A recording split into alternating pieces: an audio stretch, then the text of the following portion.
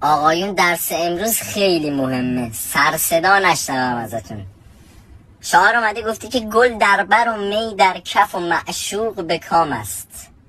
رضایی شما من بگو اینجا منظور شاعر از معشوق چیه؟ خداوند استاد. اینجا شاعر معشوق رو در واقع خداوند میدونه. خداوند تو زید تو در جایگاه خداوند میبینی؟ یعنی اینقدر حولی تفش ادامه.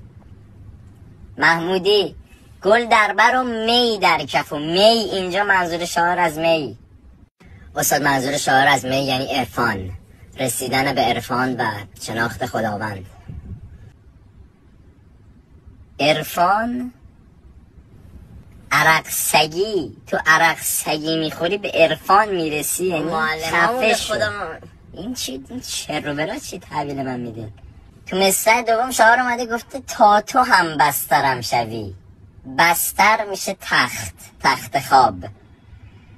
تا تو هم بسترم شوی مهدی زاده این یعنی چی؟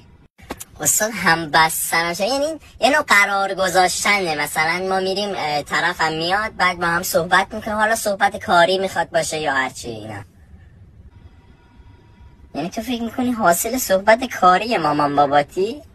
هنوز حقیقت رو بهت نگفتم. هم بستر میگم تخت، هم تخت. تو میری تو تخت یکی دیگه هم میاد تو تخت، جنس مخار. بعد تو صحبت کاری میکنی باش.